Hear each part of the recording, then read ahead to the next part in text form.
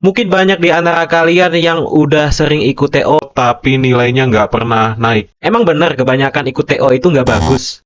Assalamualaikum warahmatullahi wabarakatuh. Kita bertemu lagi di video Tim Tanpa Les Indonesia. Langsung saja, di video ini kita akan bahas bagaimana cara naikin progres belajar dari tryout atau TO dan bagaimana tips evaluasi TO yang benar. Sebelum itu, buat teman-teman jangan lupa kasih like dan subscribe ke channel ini untuk mendukung admin memproduksi video-video berikutnya. Oke guys, langsung aja tanpa berlama-lama lagi. Admin akan jelasin dari basic dulu. Buat teman-teman yang udah cukup aman di bagian ini, bisa skip aja ke part berikutnya. Nah, yang pertama kita bahas dulu sistem penilaian TO UTBK. Nah, teman-teman pasti udah tahu kalau UTBK menggunakan sistem penilaian IRT. Nah, IRT ini didasarkan berapa orang yang menjawab benar ketika teman-teman juga menjawab benar. Jadi, satu soal benar nilainya belum tentu sama. Nah, misalnya seperti yang ada di gambar ini, teman-teman bisa lihat ketika teman-teman menjawab semua soal dengan benar. Nah, setiap soal poinnya belum tentu sama karena harus melihat dulu berapa orang yang menjawab soal dengan benar. Kalau yang menjawab soal benar ini semakin sedikit, maka nilai teman-teman akan lebih banyak. Kalau yang menjawab benar itu makin banyak, berarti nilai yang diperoleh teman-teman semakin sedikit. Aplikasi atau penyelenggara UTBK itu harus menghitung dulu jumlah benar dan salah setiap orang. Ketika jumlah benar dan salah setiap soal untuk setiap satu sesi itu nanti udah keluar, nanti akan dimunculkan suatu pembobotan. Nah, yang bobotnya lebih tinggi adalah ketika teman-teman menjawab soal benar, tapi orang yang menjawab benar ini lebih sedikit. Semoga ngerti ya. Nah, selanjutnya kita bahas variasi soal tryout. Aplikasi atau website TO yang berbeda belum tentu tipe soalnya itu sama, karena itu sangat bergantung ke tim pembuat soal masing-masing aplikasi. Nah, pertanyaannya, gimana cara menentukan aplikasi TO teman-teman itu udah bagus apa belum? Nah, kalian bisa cek tipe soalnya, kalau bisa semirip mungkin dengan contoh yang diberikan oleh SNPMB. Nah, teman-teman bisa cek web yang udah disediakan oleh SNPMB, yang mana teman-teman bisa nyoba latihan soal di web ini. Ini resmi ya, berasal dari SNPMB. Caranya gampang banget, teman-teman tinggal buka webnya, kemudian pilih coba contoh soal. Nah, ketika teman-teman buka, teman-teman nanti harus mengisikan nama dan asal sekolah untuk bisa masuk. Setelah itu, teman-teman bisa pilih subtes yang teman-teman ingin lihat contohnya. Setelah itu, teman-teman langsung klik lanjutkan dan teman-teman bisa melihat contoh soal di setiap subtes. Nah, teman-teman bisa perkirakan aplikasi mana yang sesuai atau paling mirip dengan contoh yang diberikan. Nah, admin akan mulai kasih tips tapi dalam bentuk Q&A ya teman-teman. Yang pertama, kalau teman-teman belum selesai belajar semua materi, apakah mending tryoutnya nanti aja? Menurut kami, teman-teman udah bisa ikut TO dari sekarang. Paling nggak sebulan sekali atau sebulan 2 kali teman-teman ikut TO dengan rutin. Ini perlu banget supaya teman-teman tahu bagaimana atmosfer ketika mengerjakan soal dan dibatasi waktu seperti ujian sesungguhnya. Jadi buat teman-teman yang belum pernah ikut TO, kalau bisa segera cari TO ya. Banyak banget info TO yang ada di sosial media. Pertanyaan kedua, minimal harus ikut TO berapa kali sih dalam 1 bulan? Nah, dalam sebulan itu sebenarnya 2 kali ikut TO itu udah bagus banget. Intervalnya boleh 2 minggu sekali atau 3 minggu sekali. Itu udah bagus banget. Yang penting ketika teman-teman TO itu dikerjakan sebagaimana ujian sesungguhnya. Jadi, subtes TPS berapa menit, subtes literasi berapa menit, itu teman-teman kerjakan full dengan penuh konsentrasi. Gak perlu banyak-banyak TO, yang penting teman-teman konsisten dan serius ketika ikut TO-nya tersebut. Pertanyaan ketiga, bagusnya ngerjain TO itu jam berapa ya? Ketika teman-teman ngerjain TO, itu diusahakan menggambarkan kondisi UTBK yang sesungguhnya.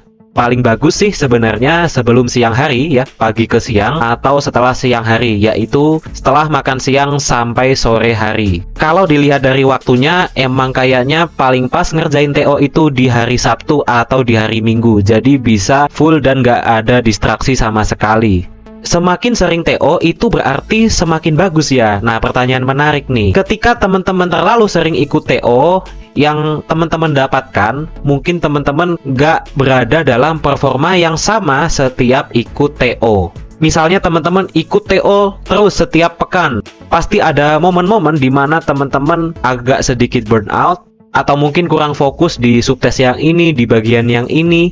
Jadi mending teman-teman nggak usah terlalu sering ikut TO, tapi sekalinya ikut TO, teman-teman lakukan dengan penuh keseriusan, seperti mengerjakan soal UTBK pada umumnya. 3 minggu sekali oke, 4 minggu sekali oke, yang penting teman-teman berada dalam kondisi terbaik. Nah, jarang ikut TO ini sebenarnya juga banyak manfaatnya. Selain teman-teman bisa hemat biaya, kemudian bisa mencegah teman-teman dari burnout atau kelelahan, teman-teman juga bisa mengukur hasil belajarnya itu lebih representatif. Coba bayangin ketika teman-teman ikut TO tiap minggu nih, kemudian teman-teman bandingin hasilnya, pasti akan fluktuatif naik turun. Itu karena teman-teman belum terlalu membuat banyak progres dalam waktu 1 minggu. Nah, mending kalian TO rutin itu setiap 3 minggu sekali atau sebulan sekali aja, tapi intervalnya rutin, nggak bolong-bolong. Nah, di situ pasti teman-teman akan bikin kemajuan yang stabil, nggak fluktuatif. Kalian pastinya nanti akan lebih termotivasi ketika melihat progres kalian makin bagus. Lanjut ke pertanyaan utamanya, Kak, gimana cara evaluasi hasil TO? Nah, ketika teman-teman mau evaluasi TO, teman-teman harus nyamain variabelnya terlebih dahulu. Apa yang dimaksud variabel? Yaitu apa yang mau dibandingkan di setiap pekan. Nah, TO itu kan hasilnya bisa berupa nilai, ya, nilai IRT, dan bisa juga dalam bentuk jumlah benar salahnya. Nah, kalau kalian membandingkan nilai IRT, ini belum tentu sama, karena yang ikut TO bisa berbeda-beda tiap pekan. Selain itu, perbedaan aplikasi TO juga pasti akan berakibat ke IRT yang berbeda. Jadi, paling enak kalian pakai jumlah benar atau salah di setiap subtesnya. Paham ya, teman-teman? Nah, yang kedua, teman-teman cari akar masalahnya.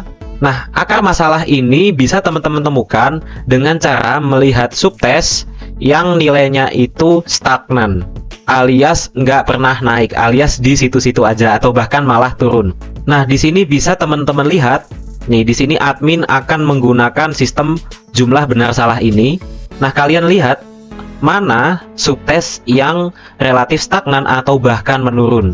Ya, bisa dilihat bahwa subtes PKPM lah yang membuat nilai TO teman-teman itu turun terus. Berarti akar masalahnya adalah di subtes ini. Nah, itu teman-teman jadikan sebagai prioritas. Nah, ketika teman-teman udah tahu bahwa masalahnya adalah PKPM, teman-teman cari sebaran materi atau sebaran soal di mana teman-teman salah jawab. Misalnya di TO 1, 2, 3, 4 teman-teman selalu salah di soal statistik. Berarti teman-teman memang masih kurang menguasai di bab tersebut. Jadi itulah bab yang dievaluasi. Nah, kalau ternyata salahnya ini berada di bab yang beda-beda, berarti yang salah adalah basicnya teman-teman. Jadi teman-teman perlu mengulang kembali konsep basic matematika dasar, atau mungkin skill menghitungnya teman-teman harus dikuatin lagi. Ini berlaku juga ya teman-teman buat subtes yang lain. Misal PBM PPU ini, kemudian subtes LBI, kemudian Litbing atau literasi bahasa Inggris. Nah, itu masing-masing punya metodenya sendiri untuk evaluasi. Nah, ketika teman-teman udah temuin beban, ya, soal atau bab yang menjadi beban nilai TO teman-teman, teman-teman lakukan konsep repetisi. Jadi di percobaan pertama teman-teman ngerjain soal itu salah, teman-teman kerjain lagi dengan tanpa melihat materi. Kalau masih salah, teman-teman coba kerjain lagi dengan lihat materinya.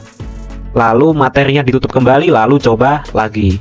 Ketika ternyata masih salah, teman-teman coba kerjain sambil melihat materinya secara terus-menerus ya. Jadi bukunya dibuka, kemudian teman-teman lihat terus. Oh, jadi stepnya harus begini, stepnya harus begini. Pertanyaan ke-6, perlukah ikut langganan banyak TO di berbagai aplikasi? Jawabannya itu tergantung kebutuhan teman-teman ya. Mungkin ada yang mau latihan tiap subtes, jadi PBM dulu dikerjain berapa menit, kemudian PPU berapa menit, kemudian PK, kemudian PM. Untuk awal-awal sebenarnya nggak masalah. Tapi kalau udah agak akhir-akhir, saran admin udah nggak perlu latihan setiap subtes kayak di aplikasi lagi. Nah, TO gratis ini infonya banyak banget kan. Sejak awal semester admin udah mantau setidaknya ada 3 sampai 5 kali TO gratis itu ada di setiap bulan. Ketika teman-teman nggak ikut les, nggak punya biaya untuk ikut TO langganan, teman-teman bisa menunggu TO gratis yang dilakukan oleh berbagai aplikasi. Kalau teman-teman mau update apa aja aplikasi atau web yang menyelenggarakan TO gratis, teman-teman mending ikutin saluran TTL. Nanti info akan admin bagikan lewat situ kalau ada TO gratis. Pertanyaan terakhir, ada nggak sih cara buat mantau progres belajar atau TO yang udah kita lakukan? Ini admin rekomenin sebuah tool buat memantau progres belajar dan TO teman-teman, yaitu Tracker SNBT by TTL. Nah, di tracker ini teman-teman bisa lihat ada berbagai checklist semua materi dan semua subtes, dan juga ada isian atau form mengenai hasil TO teman-teman. Jadi setiap teman-teman ikut TO bisa dipantau hasilnya, bisa dipantau nilainya, nanti akan keluar menjadi grafik. Oke teman-teman, makasih yang udah menyimak. Kalau ada yang masih dibingungkan, boleh tanya-tanya di kolom komentar. Terima kasih udah menyimak. Wassalamualaikum warahmatullahi wabarakatuh.